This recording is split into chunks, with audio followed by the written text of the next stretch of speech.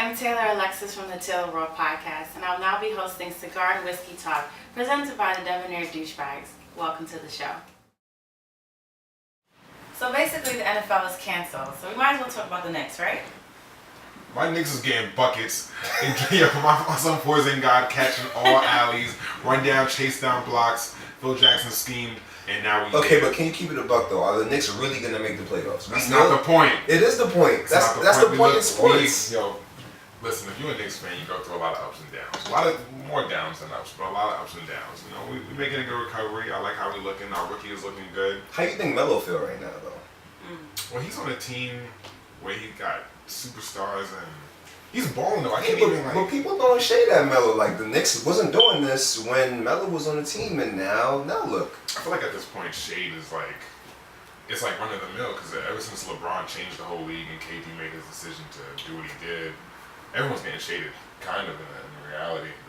No one's really honorable right now except for like Russ. Alright, so I'm gonna keep it a buck. I don't watch the NFL because we've been boycotting that. Right.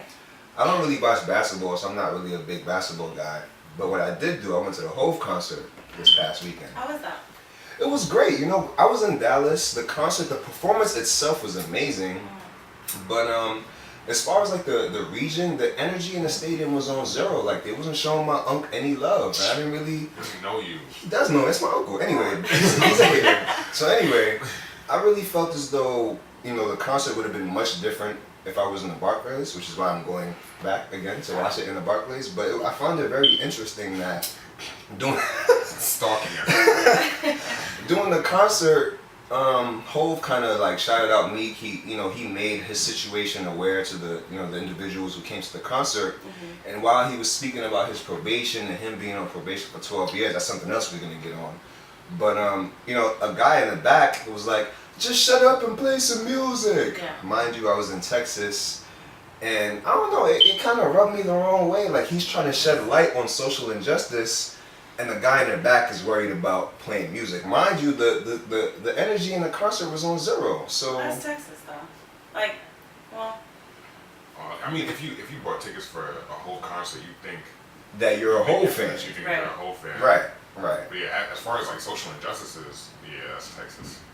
I mean, 2 to 4 years for breaking his probation. That was the situation he was in. Yeah, but he basically, from what I understand, he was on probation for he originally got, I think, like 4 years of probation. I thought it was 10. Well, originally it was 4 years for I believe it was drugs and weapons charges. And then he violated his probation somehow. I'm not too sure of the intricacies, but he violated his probation somehow. And then it became this 11-year probation. But to be quite honest, do you think you could be on probation and follow all the rules of probation for 12 years? Well, I'm not going to front. I can be on probation and not dirt bike through the city. Thank you. But dirt bike, that's how he grew up. That's his thing. Yeah, that's a Philly thing. If that's your thing, though, you should know that in New York that doesn't fly. Yeah, like if that's your hobby, that's like someone that's hunting ducks. Going to New York and just having their guns out willy-nilly in the airport. But what's something that you like? First of all, I didn't even know dirt biking or wheeling in New York was illegal. Yeah. Like, imagine doing something that you grew up doing, something that you like, and having to refrain from that for years. But if you're and it's something that's minuscule. You know what I'm saying? So, like, is it really that necessary to give them 2 to 4 years in jail while we have other people committing crimes that are way worse? Well, I don't think it's about the actual fact that he was dirt biking, but I think like the weight of the sentence that he got definitely isn't appropriate compared to like other people's punishments and the crimes they did. Right. But this is America, and America isn't America.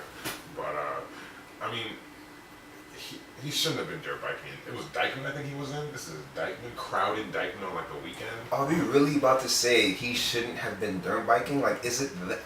I just don't. I can't see how serious that single event is. He had a probation. Right. It's a law. You know what I mean? We may not agree with the laws, but he understands the terms. They gave him a situation where he can be at home and make music. And they said you can't dirt bike, and he willingly went outside and popped a wheelie. No, he just didn't know. I feel like he doesn't have anybody in his camp to tell him. Yeah. You know. So I mean that situation, but the sentencing part really is the injustice, definitely. Do you feel that the judge should have treated him differently because she's black?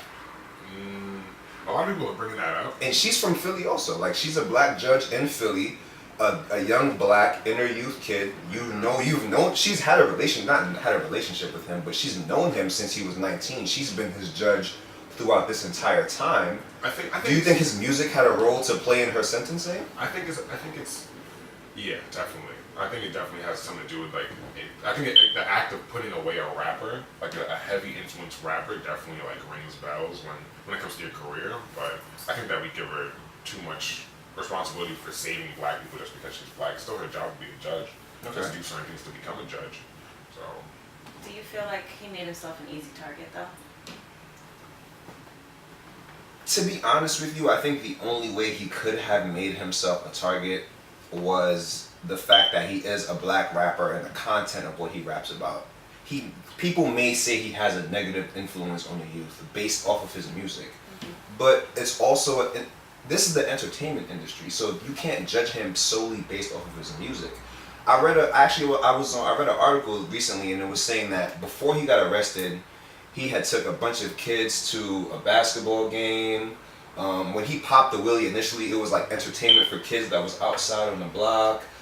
He also was recently he had to get his wisdom tooth pulled, and he was on Percocet, and he also failed a drug test, which is another reason for the judge to kind of put him behind bars. So I guess he got hooked on Percocets, but yeah, none of these things are a reason to put someone in jail for 2 to 4 years. Is he really gonna do that time? It's gonna be like 8 months and he'll be done. I have no idea. I don't know if that applies to his caliber of people. You know? You know who should be sentenced? Harvey Weinstein. Whoa. Could be a little harsh, but Whoa. hey. Yeah. I mean, yeah, there's no. So what? All of a sudden, so I'm not gonna lie. Like all of a sudden, I really feel as though, out of the woodwork, sexual assault here, sexual assault there. I don't really remember what was the initial, I guess, accusation that brought about all of these different sexual assaults. Like, was there anything that specifically happened, or? I'm gonna go and say this all started at Bill Cosby. I feel like this is just really just. Yeah, but I mean, there was talk that Harvey Weinstein was doing this for years, but nobody could, overtake his power or prove it or anything. So, I mean, the women are just speaking up now. How do you feel about that? That they're now speaking up? Does that matter at all? I think it does, because you just never know what a woman is going through or what a victim is going through. Period. So you don't know what it takes for them to say, "Hey, this is what happened to me, and now I want to talk about it." Because some people could take years, and they don't think about family members that get touched by an uncle or something, and they don't speak for years. You know what I mean? Sometimes you don't even know because of memory suppression. Right, exactly. That's something you're like, oh yeah. Memory suppression. Yeah, I know people that you go through a traumatic event and your memory naturally sets blocks to the point where you don't remember, and then through certain therapy or even just real life stimuli that remind you of the situation, the blocks kind of lift, or you get vague flashbacks of things that you're not sure if they exist. Sometimes you think they're dreams. People go through real traumatic experiences because of that. How many people was it that came out against? It was 10 different men.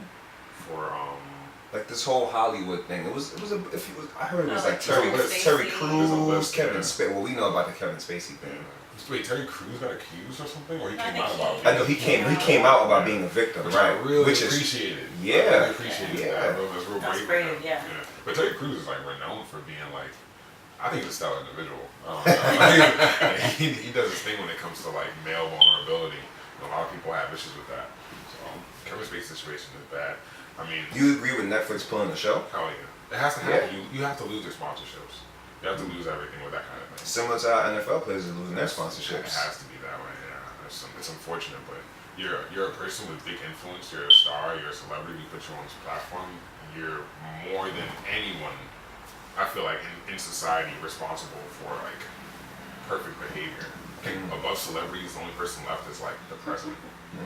The president. Do we want to go there? I'm not going there. I'm not in that book. Yeah. But yeah, Kevin Spacey. It sucks too because I love House of Cards. I'm a big House of Cards fan. Me too. Me too. This Louis C.K. guy. That one. He's another one. They canceled his season 2 show they canceled also. It? I thought they were. I felt like they kissed. They cut ties with him. Yeah.